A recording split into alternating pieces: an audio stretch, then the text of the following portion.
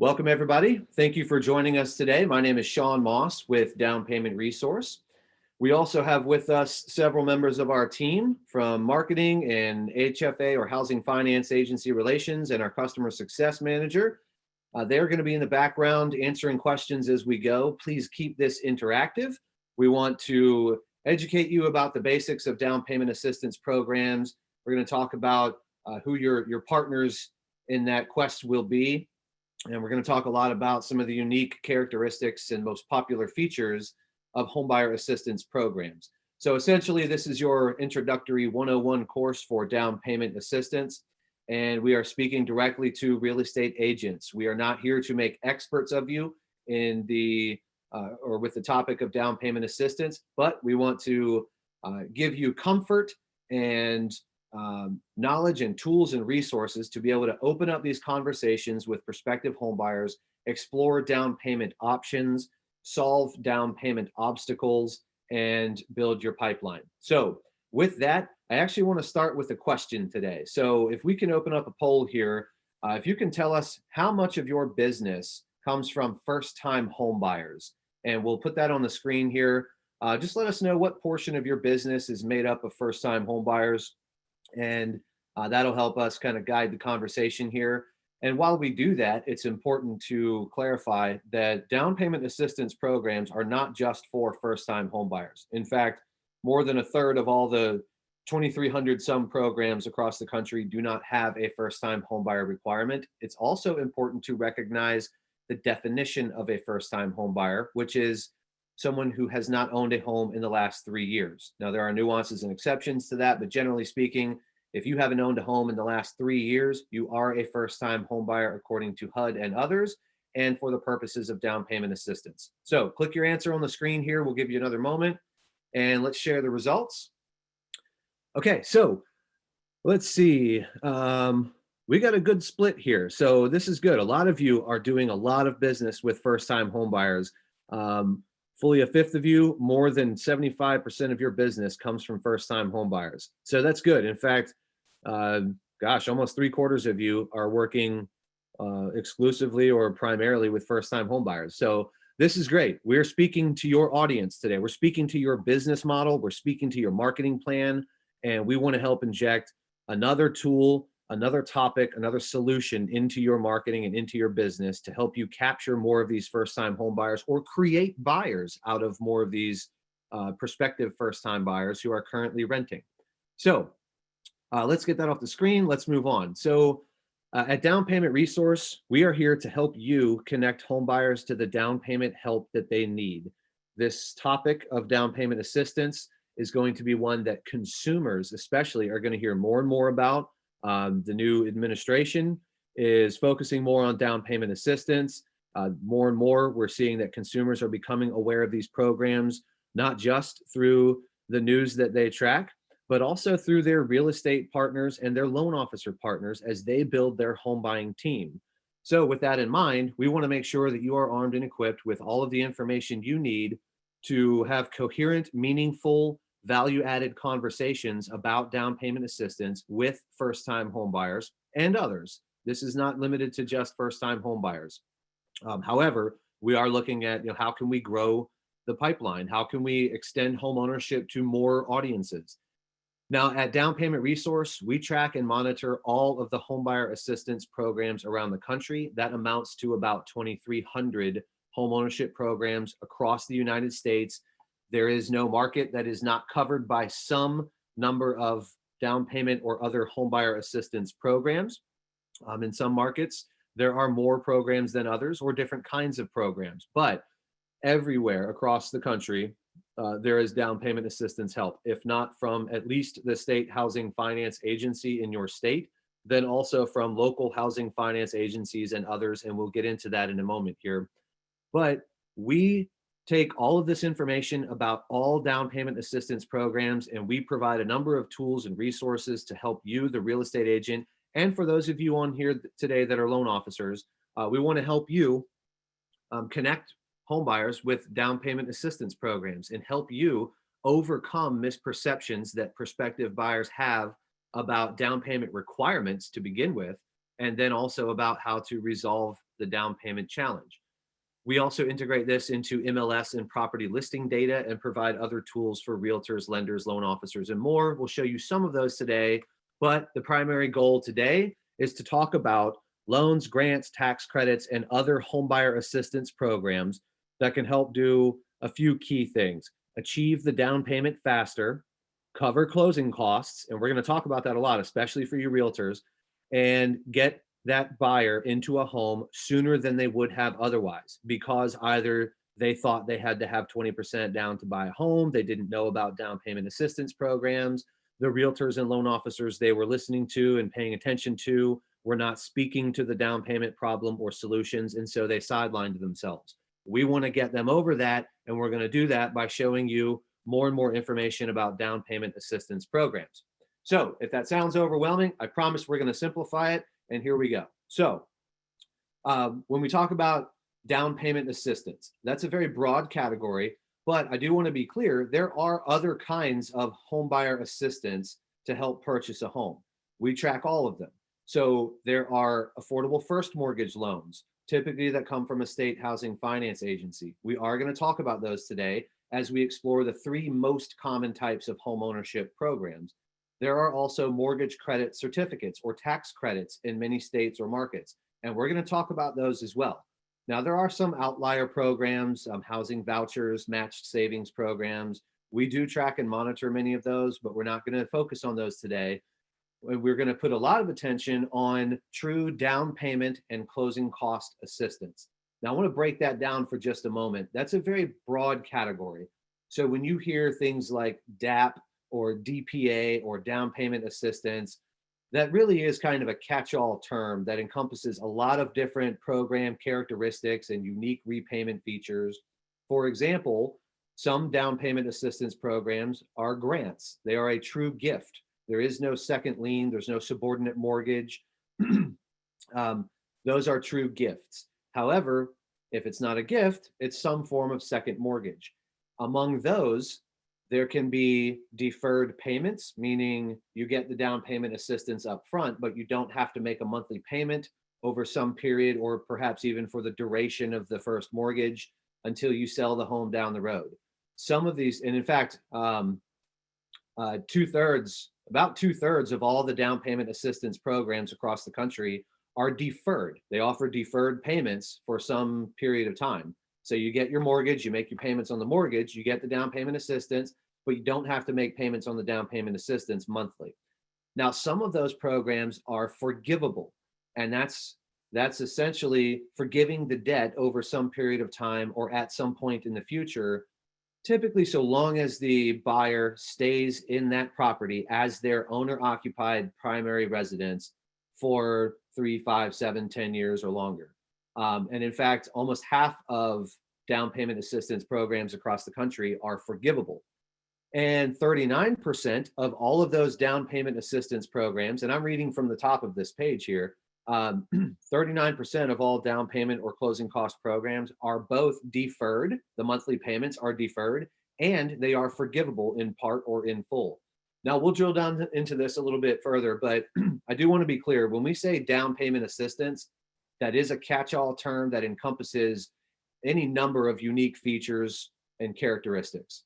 And we'll break down some of those today, but not every DPA is the same. And in fact, most are very different from one another. So I mentioned that down payment assistance programs are available everywhere. Every state has a state housing finance agency. Some states have multiples. That covers the entire state with typically a more robust and dynamic set of mortgage and down payment assistance and potentially tax credit options. Most state housing finance agencies offer a number of solutions for first-time home buyers and even repeat buyers. And then when you get to the local level, you've got local housing finance agencies, cities, counties, nonprofits, and more, which we'll break down in a few minutes. But we want to be clear, wherever you are in the country, there are down payment assistance programs. There are organizations or agencies that are offering these programs. This map here shows you where some of the states are with the most programs, but every state has these options available.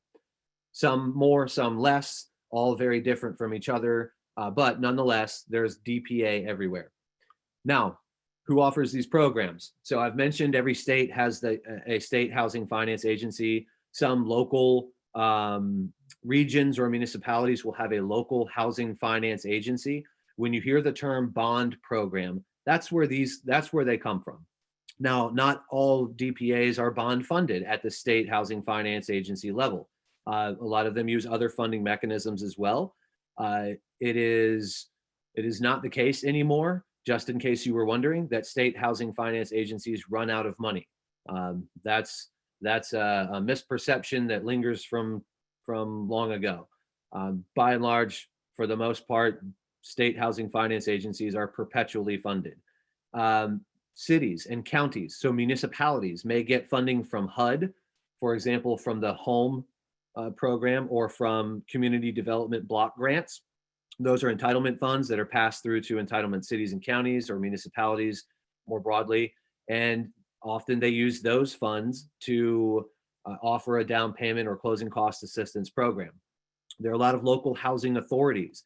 There are nonprofits, both hyperlocal and even regional, or even nationwide networks of nonprofits, many of whom get funding from various sources and provide or administer their own down payment assistance programs. There are community development financial institutions who are designated to provide community development initiatives to the jurisdictions they serve. There are land trusts that offer unique benefits for home buyers. Employers sometimes offer down payment assistance programs, and we track these.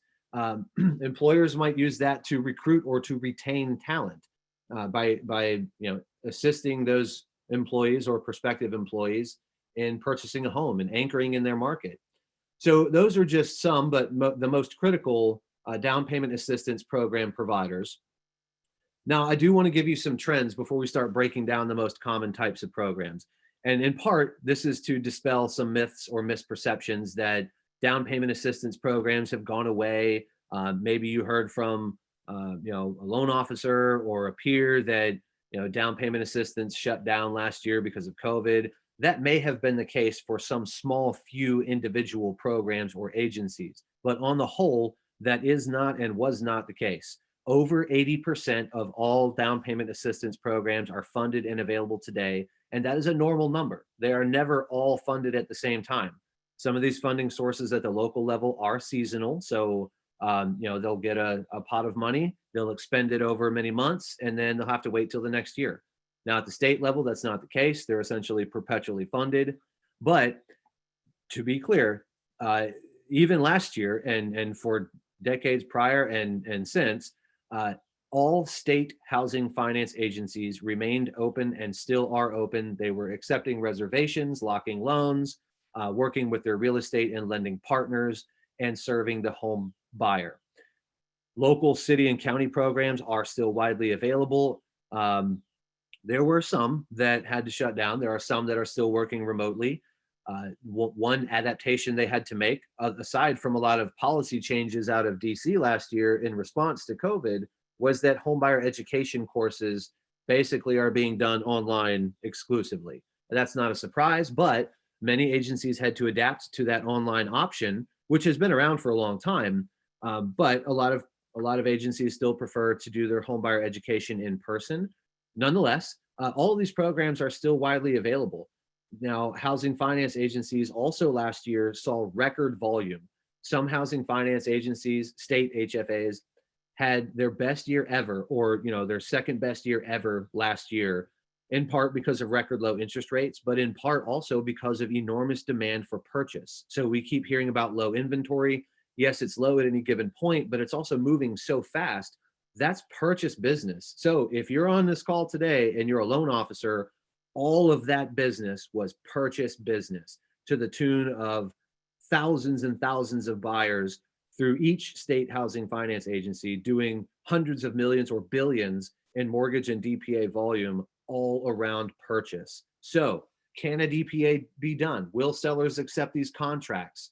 Will it slow down the closing? Can a DPA user compete as a buyer when trying to win a bid? Yes, absolutely. And it was happening all year last year to the tune of record volumes.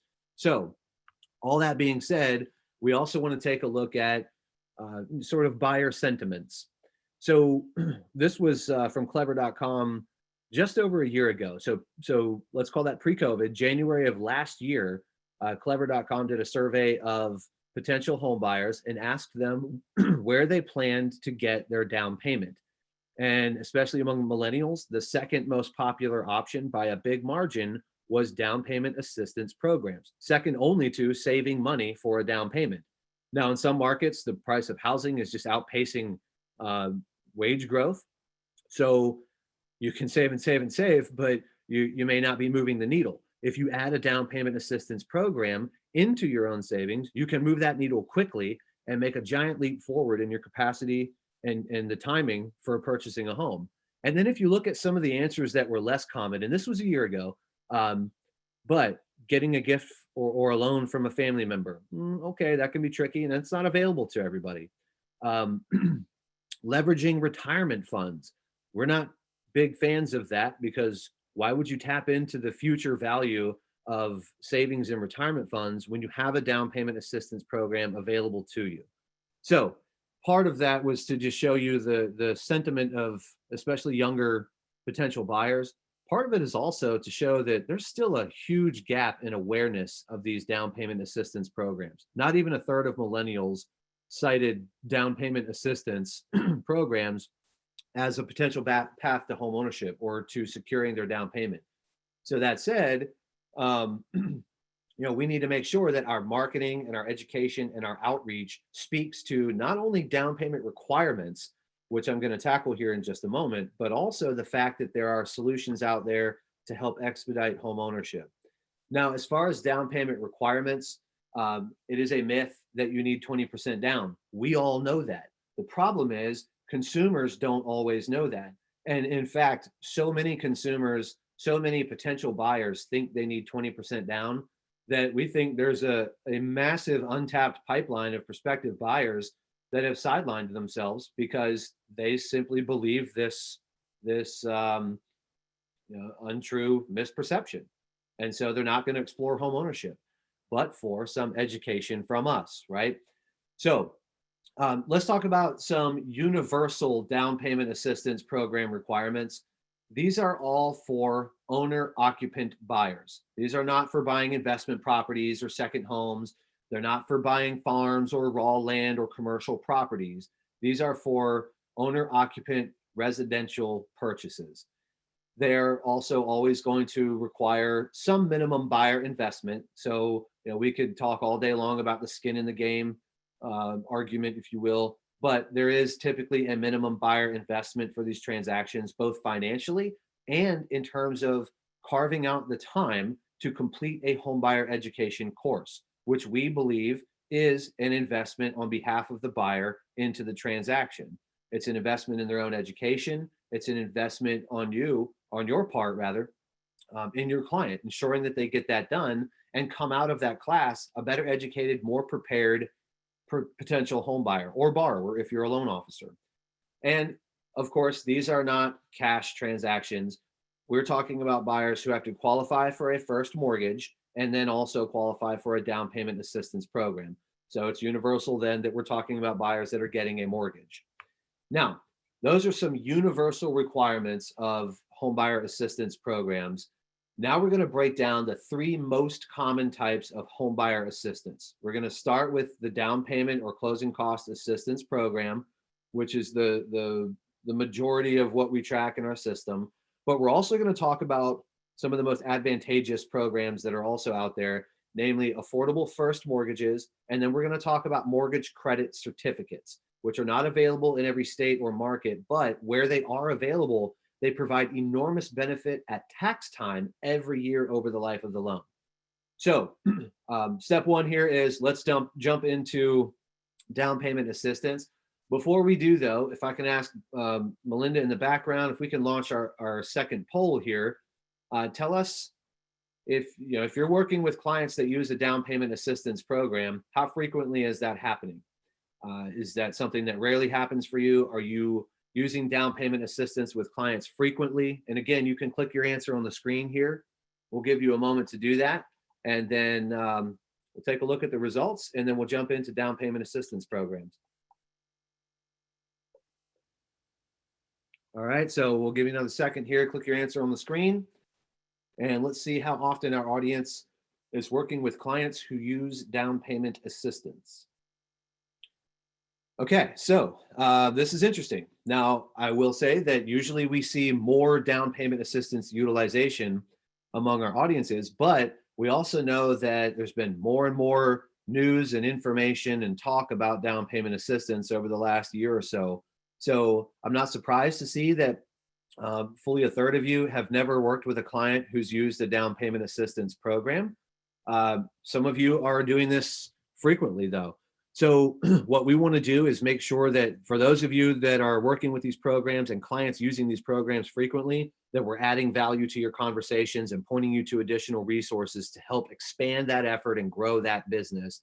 But if you've never worked with the DPA program before, we are also going to talk about who your partners are in this process, who to work with, who to partner up with, how to talk about DPAs with both your clients, but also with the people that are going to help you along the way. So we'll talk about who those partners are here in a few minutes. But first, let's dive in. Let's break down DPAs and then affordable first mortgages and then mortgage credit certificates. So down payment assistance first. The most common type of homeownership assistance program provides down payment assistance, and we'll talk about other uses of those funds. But this is where we kind of get back to some of the stuff we've covered. Most of these are nonprofit or government or housing agency funded. There are employers out there that fund these programs as well. They can offer anywhere from several to tens of thousands of dollars. And in fact, there are some programs in a small few high cost markets that offer six figures in assistance. Part of that point is these programs are market adjusted. The income limits, the purchase price limits, the assistance amounts, they reflect medians in your market, wherever that might be. So they are very different in Iowa or Mississippi or Kentucky than they are in Seattle or Los Angeles or New York City.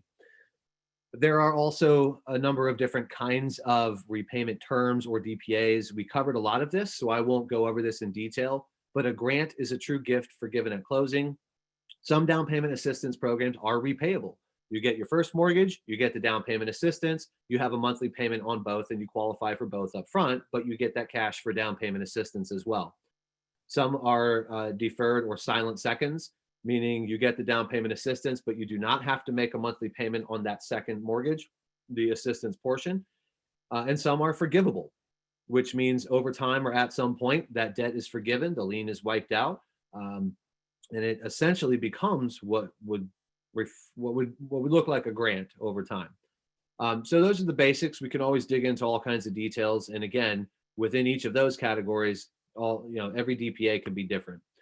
Now, we keep saying DPA, and I'll probably keep using that term, down payment assistance. I'm just going to shorten that to DPA going forward here, but that's what it means broadly, down payment assistance.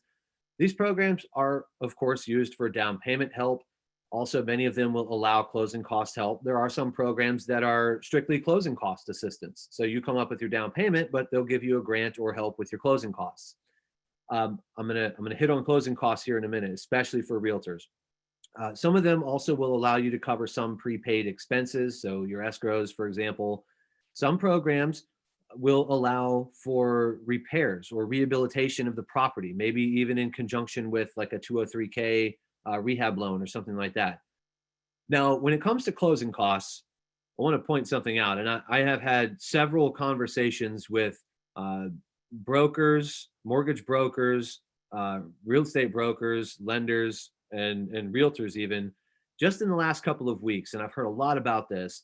Our market, this is the context. Our market is fast paced. Sellers see FHA or down payment assistance, and they want to go with the cash offer. They want to go with somebody that's got conventional financing. Here's the thing. If you have a client who's using a down payment program that allows the funds to be used for closing costs as well, consider the impact on the seller. If you frame that properly, if the seller understands they could net more from you and your client's offer because you are not asking for closing costs, then you need to make that clear and help them understand they're gonna gain more from the sale because they're not having to pay for the closing costs for your client if you've got that covered by a DPA program.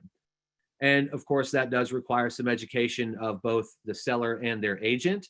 If the loan officer is setting up the loan program correctly, and by the way, if the loan officer that you're working with knows these DPA programs, they are going to ensure that the closing is not delayed and that the timeline is not extended just because a DPA is present.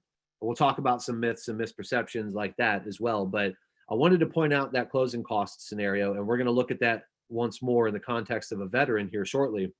But keep that in mind as you're bringing a client to the market.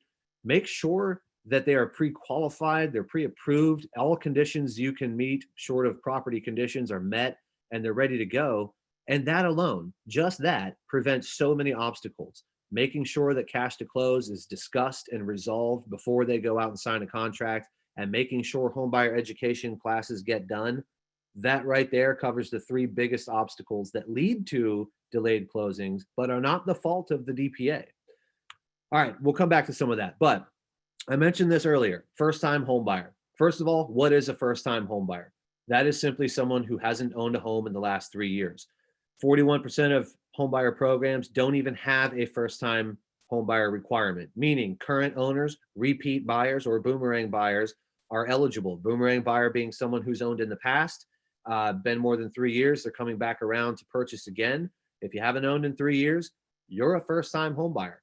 That's it. It's as simple as that. So those two facts, 40% of home buyer programs don't have a first-time buyer requirement, and you're a first-time home buyer if you haven't if you haven't owned a home in the last 3 years. It's as simple as that. So that opens the door for a lot of repeat buyers, current owners, move-up buyers to leverage down payment assistance. Terms. So here are some of the things that you might hear. They're not interchangeable. Now, we mentioned that down payment assistance is just sort of a broad catch-all term for many different kinds of down payment programs. You may hear DAP or DPA. Those are acronyms that, again, broadly sort of describe down payment assistance. Or in your particular market, there may be a DPA from a specific city that's commonly called, some acronym or some name. But you may hear grant. So some programs are grant. You may hear a forgivable loan. You may hear deferred payments, affordability period. That would be the period in which the buyer has to remain in the home as an owner occupant, or as long as they do so, then they get to keep deferring payments, or the loan becomes forgivable. These down payment assistance programs, if they're not a grant, then they are a second mortgage or subordinate loan or a second lien. So all of those things are different descriptors for different kinds of DPA features. But you may hear some of these terms in discussing down payment assistance programs, or you may see some of these terms in looking at a specific program. And hopefully this helps you kind of clarify what those terms mean and how that contrasts with other types of DPA. Shared equity, there are some programs out there that basically provide the down payment assistance up front in exchange for a portion of the equity increase in the value of the home from purchase to future sale. Not all the equity, just the increase from purchase to sale. That's not quite as common as some of these other features, but there are some markets out there, including a couple of big ones, that have a shared equity program. And that's certainly a viable option for some markets and some buyers. Now, what are some of the common eligibility criteria? We hinted at income and purchase price limits earlier.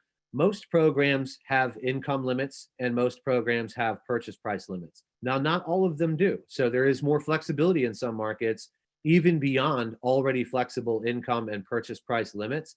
But I mentioned earlier too that those limits are market adjusted, or they reflect the medians in the market. What that means is income limits are not universally the same across a single market, a single state, or the country for sure. They are commonly, almost always, based on the median incomes and the median home prices in each respective market. So that means that if the median purchase price in your market, median home price, is higher than in another market, you will see sales price limits for these DPA programs also reflect that and be higher in your market.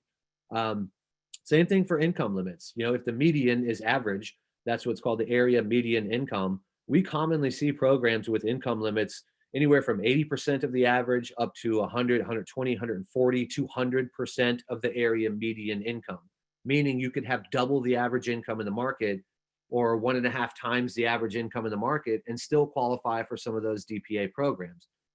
So most programs have income or purchase price limits, and they are market adjusted. Location is also critical. Where is the property that your client wants to purchase?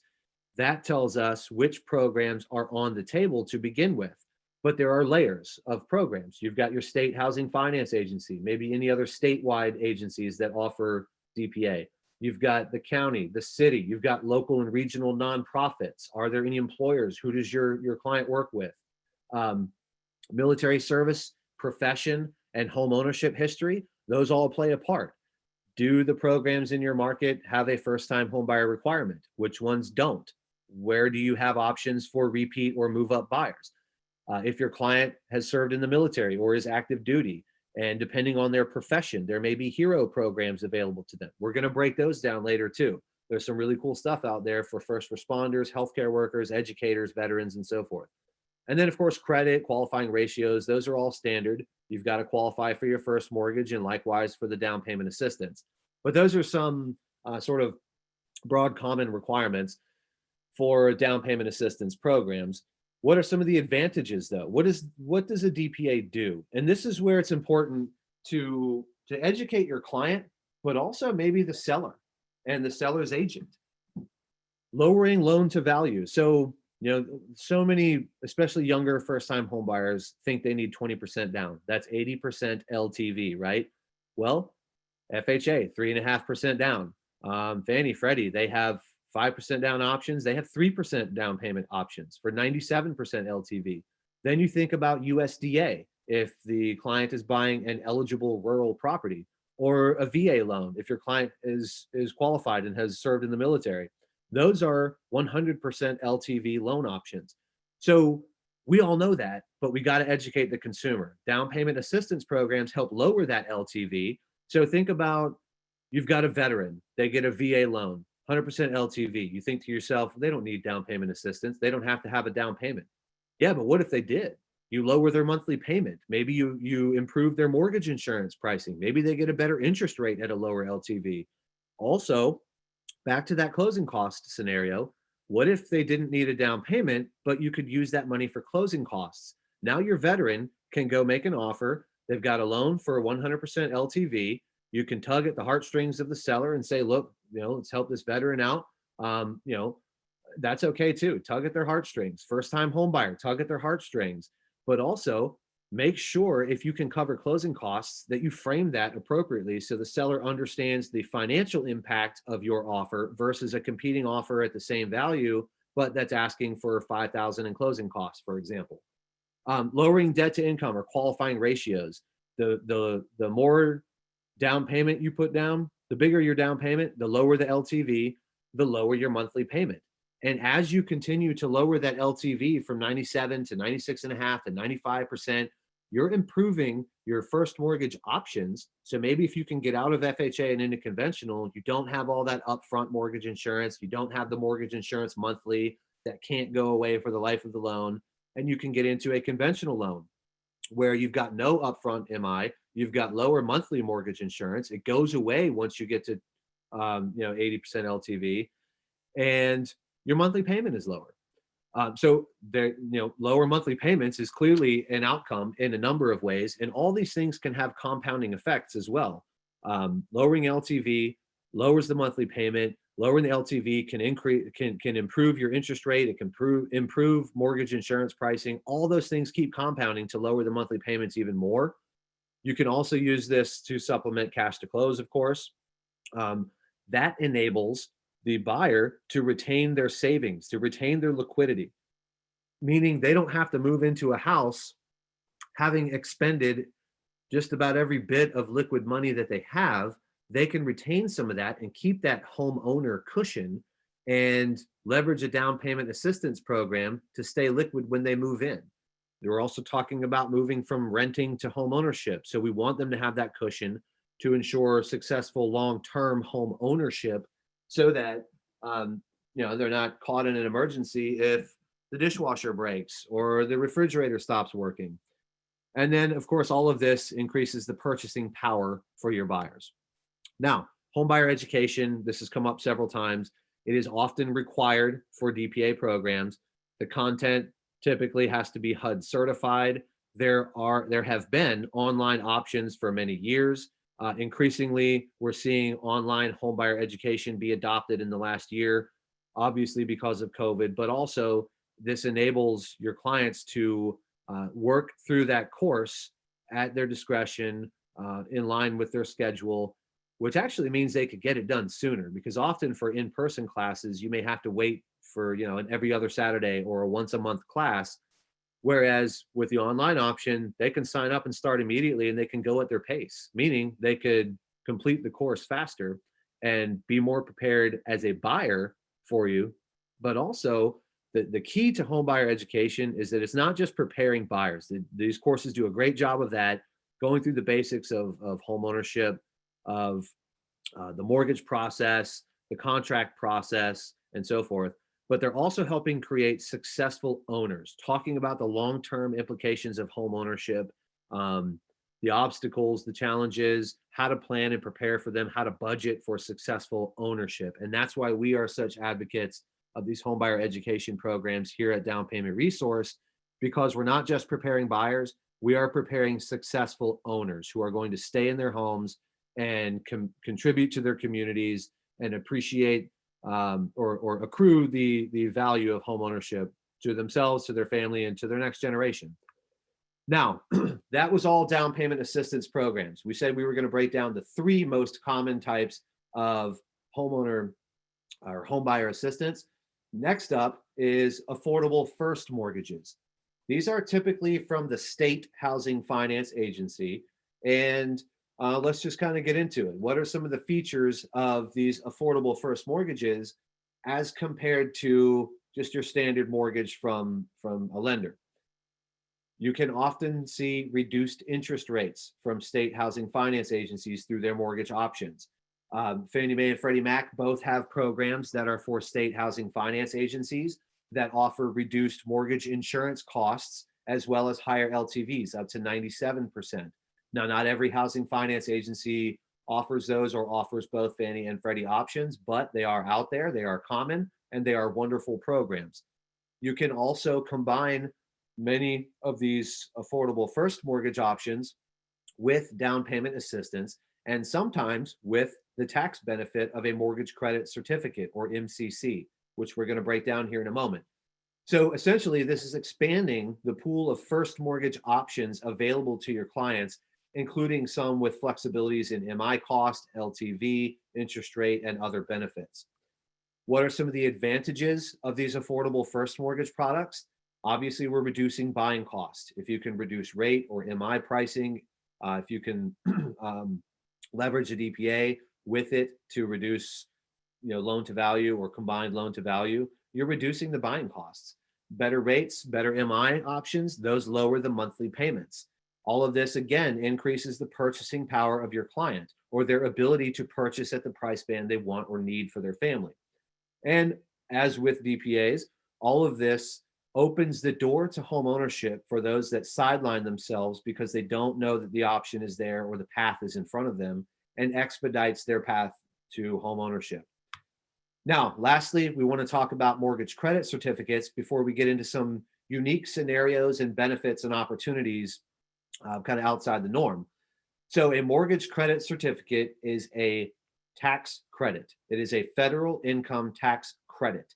You're all probably familiar with the ability to deduct mortgage interest. That's always on the table in DC for change. And we've seen a change in the last few years. The mortgage deduction went away for a lot of people effectively because the standard deduction went up. Now, I'm not a tax advisor. This isn't tax advice, but to point out the benefit of a mortgage credit certificate, a tax credit is a dollar for dollar reduction of your tax bill. A tax deduction is a reduction of your taxable income. The benefit of a tax credit is that it's cash in pocket, essentially.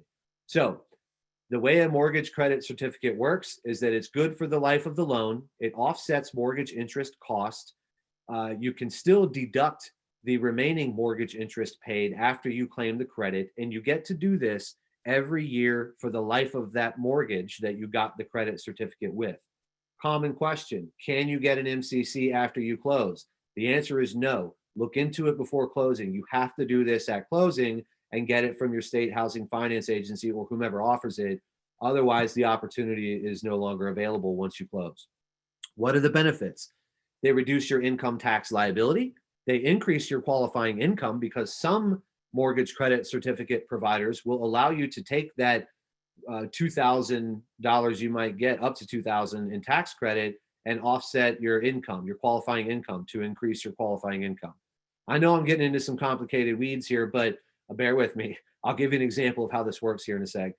Some of these can also be reissued by the state or other housing finance agency through a refinance. So they're always good for the life of the mortgage you got it with. Some of them can be reissued and used again through a refinance. Now, here's an example of how a mortgage credit certificate works.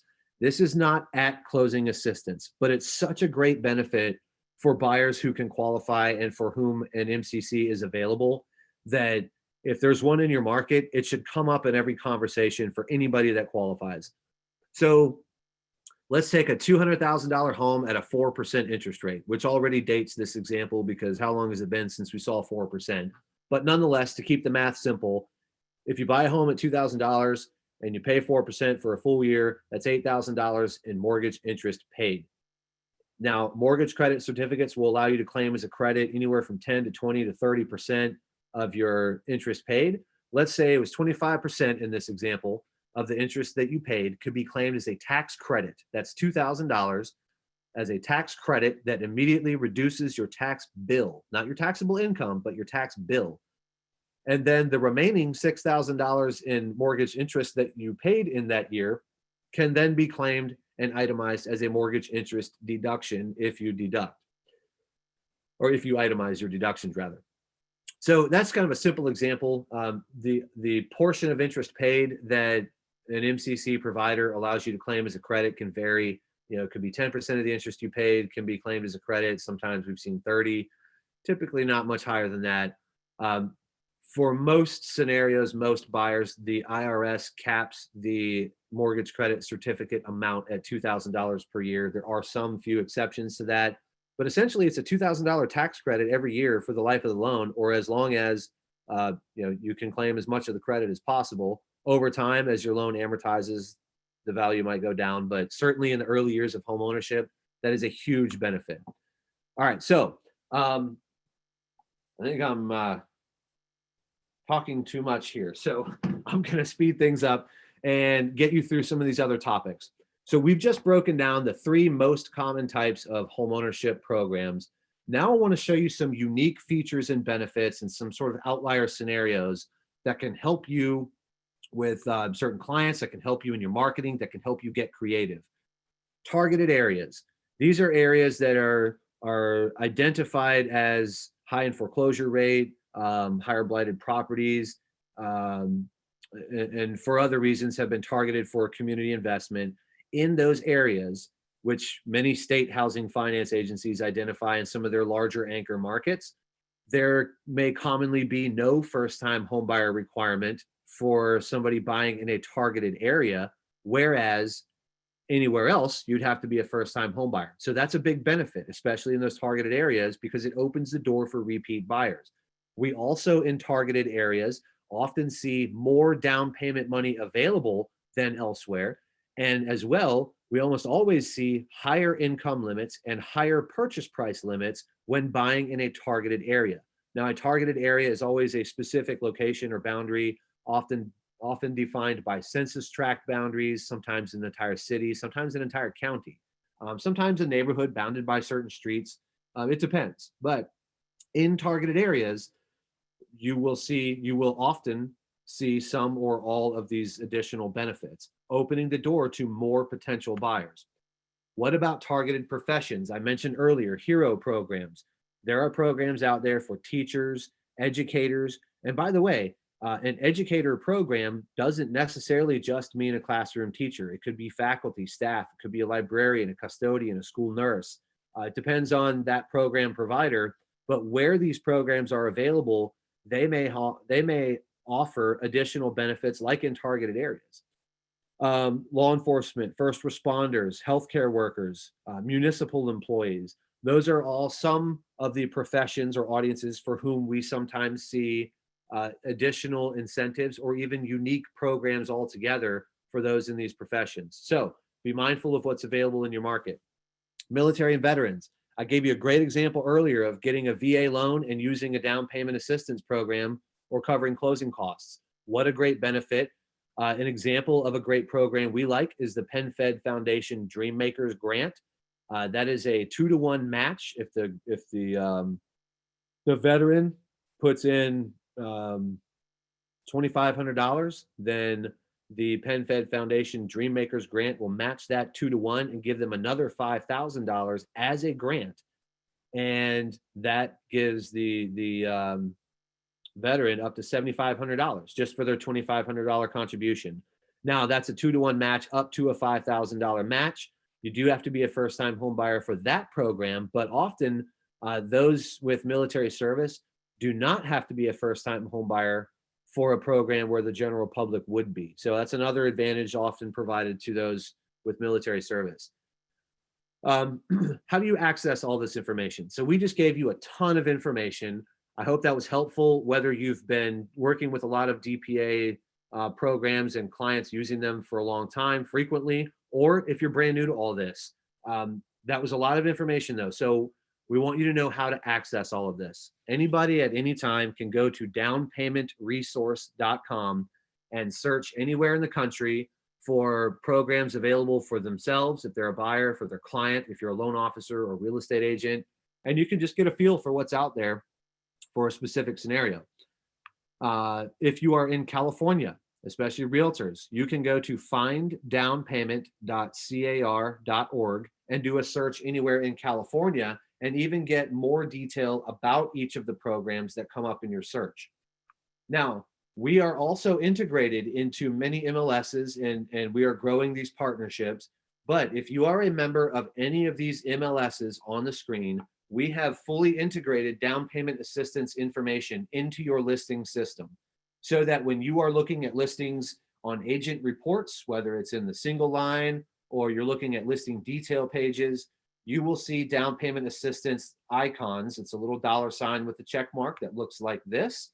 And when you click that from within your MLS, you will see exactly which programs are available for that property at that location at that list price. And then your clients can also see that same information when you deliver them listings through your MLS, and it comes with a number of other tools as well. So that is, I'm going to go back to that list. If you are a member of any of these MLSs, and this list is growing now, so we'll be sharing that news as we launch more MLSs soon. But you have access to the down payment information on a listing level. You don't have to do anything to turn it on. It's already there. Look for this icon on your listing reports inside Matrix, Paragon, whatever MLS system you're on, and click it and we'll tell you what DPAs are out there. You also, if you are a member of one of those MLSs, have Down Payment Connect for free. So if I showed you your MLS there a moment ago, you have Down Payment Connect for free. You do not have to pay for it. That is a lead gen tool that you can get out to consumers through social media, through web marketing, through email marketing, and let that consumer search for down payment help where they want to buy a home. But instead of seeing all the results and details about these programs, they fill out a contact form, they reach out to you, and that conversation is started. In that manner, it's a lead generation tool. And again, it's free if you are a member of one of our MLS partners. If not, or if you are a loan officer, you can subscribe to Down Payment Connect. It's super affordable at downpaymentresource.com/DPC. Get your own landing page for consumers that you can generate leads from and get a dashboard with some additional tools. That helps you tap into growth markets, reach first-time home buyers, educate buyers, combat misperceptions about down payment requirements, supplement or enhance your marketing campaigns, extend your reach, and explore all the DPAs in your market. Those are just some of the benefits of Down Payment Connect.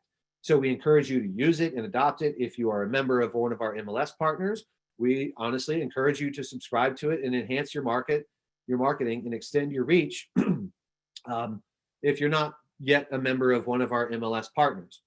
Now let's round this out with the renter mindset and how you can help, and then we'll get into Q&A. So renters today dealing with a lot of things, especially over the last year, but we've got these record low interest rates that everybody wants to leverage. But these renters need help understanding the mortgage process, especially now. They will adopt technology. So they're, especially younger first-time home buyers, they will adopt your technology. They'll do all the paperless, appointmentless technology, but they're going to need help overcoming down payment misperceptions. And I'll throw this in there too. They're going to need help understanding the impact of their student loan debt if they have any. Just because you have student loans doesn't mean you can't buy a house, but you got to have a conversation about it if you're the buyer, and we have to be addressing that issue if we're the realtor or the loan officer. Likewise, we need to make sure that they don't still believe they need 20% down. We have to overcome that misperception, which means your marketing messaging has to speak to that. Now, what's the reality for a lot of these renters? There are a lot of people right now and over the last year that have had to leverage credit to sustain. There are a lot of people otherwise, or on the other end of the spectrum, that have been able to save money working remotely because they don't have the commute and the costs of the commute. There are some people rebuilding employment history. There are some people dealing with income instability. And all of them, regardless of their financial scenario or what the last year has meant for them, are going to need help when they're ready for purchasing a home, navigating a rapidly moving market with low inventory, a super competitive market with limited and fast moving options. That's a difficult environment, especially for a first-time home buyer, and we don't want them scared off. We just need to help them become competitive. So we encourage you to join our Facebook group, Down Payment Insiders.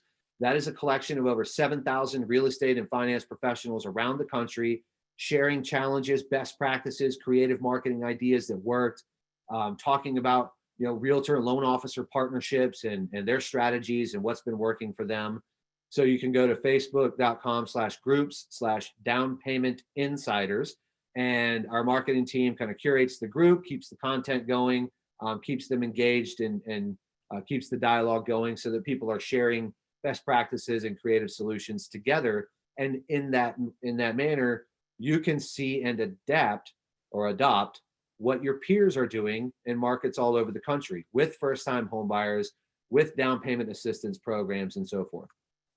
So we'll wrap it up with that. If you have any questions, you can always email us at info@downpaymentresource.com. And we encourage you to check out some additional data and reports if you want to further your knowledge at downpaymentresource.com/reports. And with that, we'll get into Q&A, and I'm going to flip to our MLS partner list while we do that. But Melinda, Fern, Veronica, what's going on in the chat? Any questions or themes that we can address? Sean, there is so much going on in the chat. It's awesome. So much going on in the Q&A panel too. We have had such a good audience. We have so many good questions. We're doing our best to get to everybody, guys. I'm so sorry if we haven't answered your question yet, but I do want to say, first of all, we've had this question quite a bit. We will be sending out a recording of this session. So don't worry. I know it was a lot of information and it was fast, but we're sending out a recording to everyone after, along with some other links and tools and resources. So if you missed anything, don't worry, we're going to send that out. And as far as questions, Sean, I mean, as you can see, we still have them rolling in and we have a ton available. I've marked some to answer live that I thought were really great. I don't know if you want to maybe start there. Yep. And then Fern and Veronica and I can just kind of continue answering away. Yeah, fire away. I'll try to keep the answers short and to the point. Okay, the first one I had, Paul asked, being a seller's market, I'm hearing that FHA loans are less desirable to sellers. Would a buyer getting DPA be a negative in a multiple offer situation? Yes, that's not yes to the question. That is a great question. That is a theme we've been hearing. So Paul, curious to know what state you're in or what market you're in, but I'll give you a quick answer here. And this doesn't come from me. This comes from real estate professionals on a webinar I was listening into just yesterday.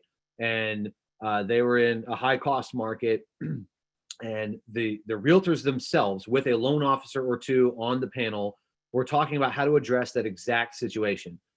Part of it is, if your DPA covers closing costs, you have to frame that for the seller. You have to let them know, and you have to make sure they understand that they could net more from a buyer who has their closing costs covered. Now, FHA and down payment assistance, those are things we keep hearing that sellers are balking at. Part of this is just education. Sellers, largely, potentially, because of their agent, think that an FHA loan or somebody using a down payment assistance program will either A, take longer, or B, disrupt the process. So you have to have a loan officer partner that you're working with that knows these products and programs and can ensure you and set expectations that no, those transactions don't have to take longer. You just need to know that your loan officer can get it done in the same amount of time.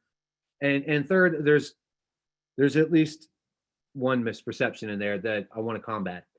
A DPA in itself, most of the time, is not on its own going to delay a transaction. What delays a transaction is not doing the homebuyer education course, not addressing cash to close up front at pre-qualification, and then it's a surprise later. In fact, I'll leave it at those two things. Those are not the fault of a down payment assistance program. Those are all of the parties involved not getting all their ducks in a row and setting expectations and executing appropriately. So it's easy to blame the DPA, and once you see it or hear that once, it just inherently becomes the fault of the DPA program. That was a really long answer, but Paul, I hope that helps, and I hope we're all out there talking to sellers and sellers agents as well, and saying, look, in addition to everything I just said, help this first-time home buyer get their dream home. Help this teacher get their dream home. Help this veteran get their dream home. It's okay to tug at heartstrings. Do it. It's a great I don't know, sales tactic. Call it whatever you want, but in addition to the facts I just laid out, make it an emotional plea as well. So anyway, hope that helps, Paul. Yeah, thanks, Sean. It looks like Paul's actually in Central Florida. So maybe, Paul, if you're a stellar MLS member, maybe you can take advantage of our tools and resources there. The next question I have that I personally came across a couple of times, Sean, is, do these program affects the buyer's rate on their loan? That depends. So there are some DPA programs that do what's called they was sort of blanking on the term, premium price. They premium price the first mortgage to allow for the funds on the second. That could increase the rate a quarter, maybe even half. It depends on the program. If you're getting a loan if you're getting a down payment program from like a city or a county or a nonprofit, and it's just a standalone second mortgage, then no, you go get your first mortgage from a bank. It is what it is, and you tack on the DPA. The only time where it impacts the rate, the DPA itself impacts the rate, is when you're getting the first and DPA, the first mortgage and down payment assistance program, typically from a housing finance agency, and you're getting them together. But even then, it depends on which program and how it's funded. So yes, there are some like that. No, it's not a hard and fast rule.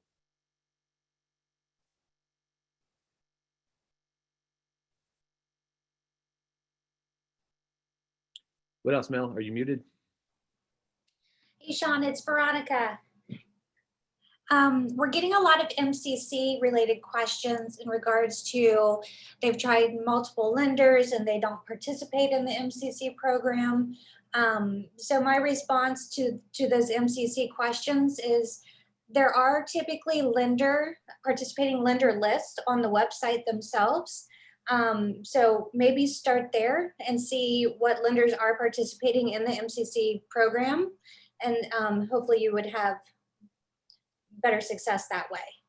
Yeah, that's a great point, Veronica. And more broadly speaking, one common question we get is, I'm a real estate agent. How do I find a lender that works with these programs? Start with the state housing finance agency. They will have a list or some sort of search form or something to find participating lenders or even loan officers in your area.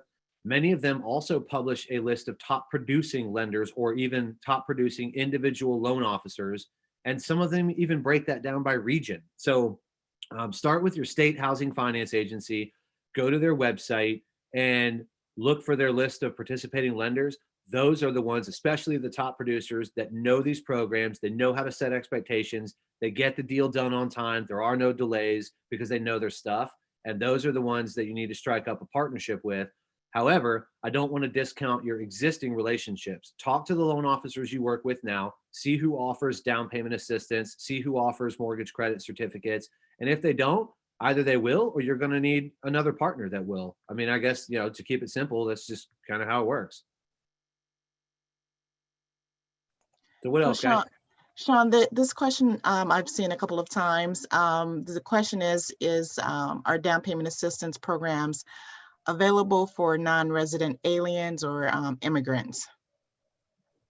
I think that's probably in the midst of change this year.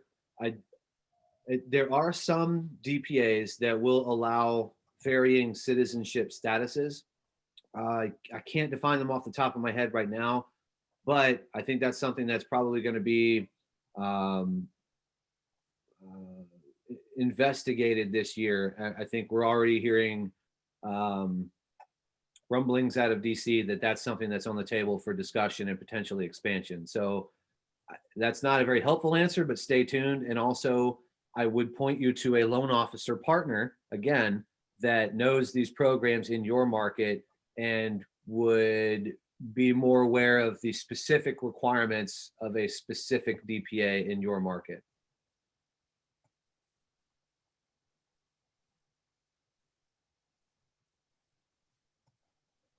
What else? Mel, Fern, anything else? Yeah. Oh, sorry. Go ahead, Mel. Nope, go ahead. Sorry, Sean, we have so many questions. It's a good thing. Go ahead, Veronica. Yeah, I was just going to mention a question I saw. I noticed just popped up in the chat asking, with the recording that they're going to receive, will the Q&A also be included in that? I thought you could answer that for them real quick. We are still recording, and we will probably not get through anywhere near all of these questions. They just keep coming. Let's fire off a few more. I tell you what, I know we're past the hour. Let's stick around here, maybe another 5-10 minutes tops, and we'll just keep answering questions, guys, and we'll record the whole thing. So Sean, another question that's come up quite a bit is regarding participating lenders. So agents want to know where they can find a list of participating loan officers. If you go to the State Housing Finance Agency website and look at their list of participating lenders, that's a great way to start. If you are a member of one of our MLS partners, click the down payment icon, which I will put on the screen here. Click on this icon on any listing, and you will see a list of all the programs. Click the details of any one program, and we give you, the first thing we give you is a list of that program's participating lenders. So they're not our partners, they are the partners of the program provider, the DPA provider. If you are a Down Payment Connect subscriber, or if you are using Down Payment Connect through our MLS partnerships, I'll put that list back up, then when you get a lead through Down Payment Connect, it includes a link to program details. Again, the first thing we provide is a list of that program's participating lenders. And the other way I would say, I think we mentioned this too, talk to the lenders you currently work with. Maybe they offer DPA and it just hasn't come up for you because you haven't brought a client that needed it or that qualified. But scan your network of loan officer partners that you already have and ask around. If you need to strike a partnership with somebody that offers DPA because none of your partners currently do, then go to the state HFA, go to your DPR tools, go to Down Payment Connect. You can always go to downpaymentresource.com and do a search. Put that up here. You can go to downpaymentresource.com and do a search and see in your results information about who the participating lenders are. So there's 4 or 5 paths to that information. Hey, Sean, I had a quick question. How do you layer programs? That is certainly possible. Not every program can be layered with every other program. What would be most common is to work with a housing finance agency like your state HFA or a local HFA. HFA being Housing Finance Agency, and use their mortgage and their down payment assistance. And many of them will allow like a local community second, a local city DPA or county DPA to be added in like a third lien position. We've heard of up to 6 to 8 DPAs being layered. Understand that in those scenarios, you are having to qualify your client at the most restrictive requirements from among that list of DPAs. That also means you've got a lot of extra parties involved. So you do need to be prepared to corral more people in that transaction. But it's certainly possible, just depends on the programs, and you need a loan officer and their team, their underwriter, their processor that know these programs. Sean, a great question in the Q&A is, does down payment assistance lower your buying power? And this is from Pasquale. He says, what I mean is that it lowers the amount that you can borrow. Well, that's not quite how I would describe it. I would say it lowers the amount that you have to borrow because you can put down a bigger down payment, which we would view as an advantage rather than a disadvantage. Having said that, Pascal, if that is a reference to like maximum purchase prices, I suppose in a sense, your question could reflect a scenario where if you want to use the down payment assistance program, you'd have to buy a home within those price limits and potentially borrow less. Nonetheless, I mean that if you pick a property and all other things being equal, you either get a mortgage for that property at that price, or you get a mortgage for a lower amount because you have a down payment assistance program for that property at that price, then the net result is a lower mortgage amount, more equity, and a bigger down payment and a lower LTV.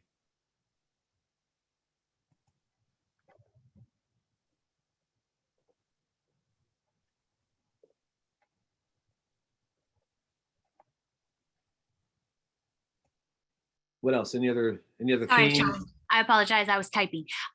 Is there a way to, Angel asked, is there a way to start with DPA and then refinance into conventional to minimize additional costs like PMI?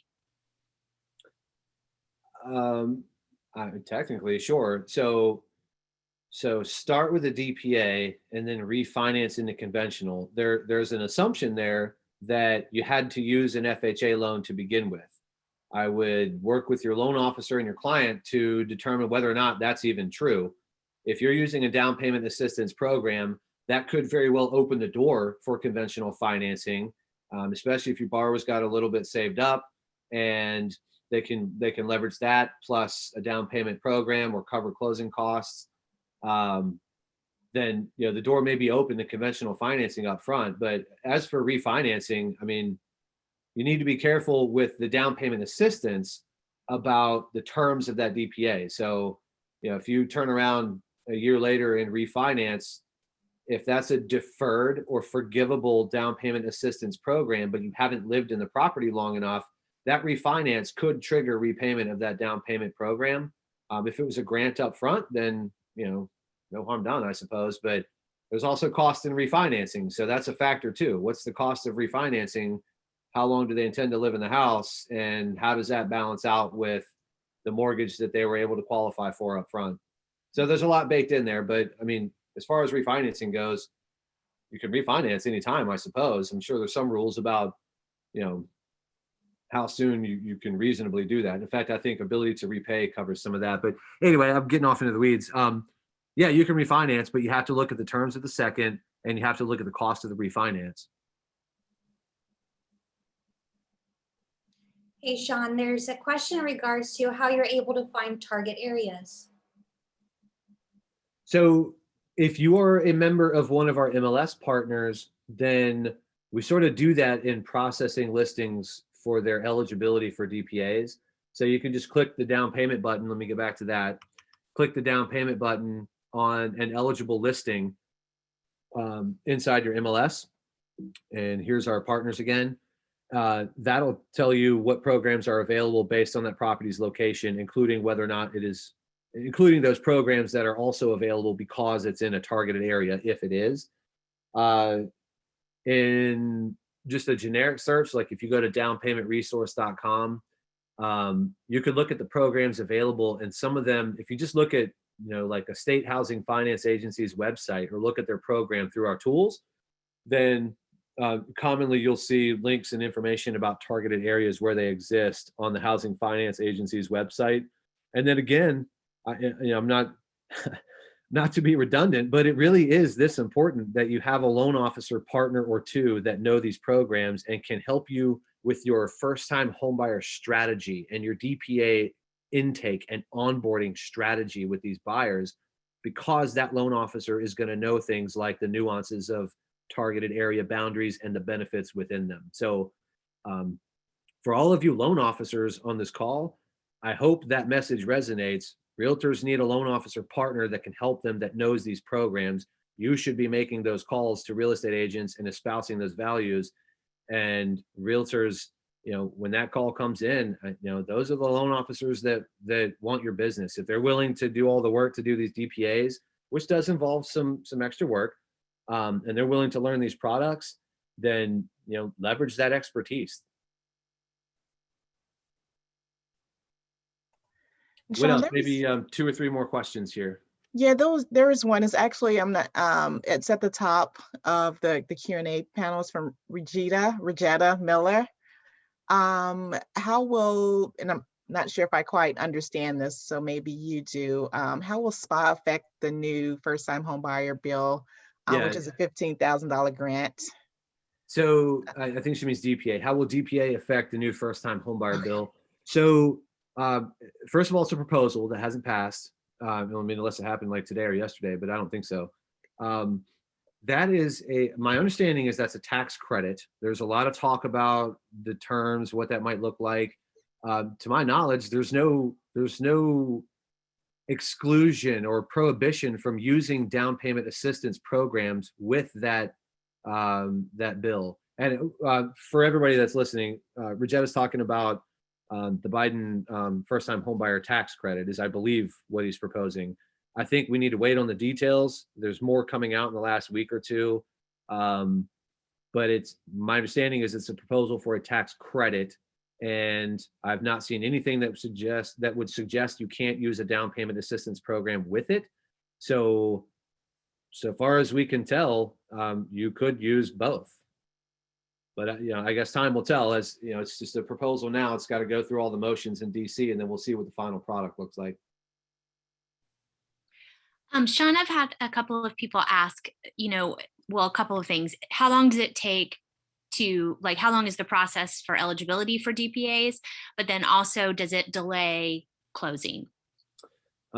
Should be the same, and no. But again, I'm going to point you to a loan officer, because your loan officer partners that know these programs, part of what that means is they know how to get them done on time without delay. They know how to set expectations. They know what the homebuyer education requirements are. In fact, I'm going to tie this to another question from Danielle that I'm seeing here. What's the difference between pre-approved and pre-qualified?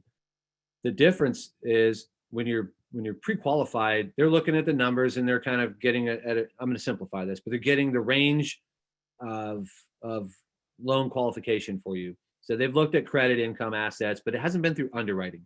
You're pre-approved when an underwriter has subjected that loan file to underwriter scrutiny.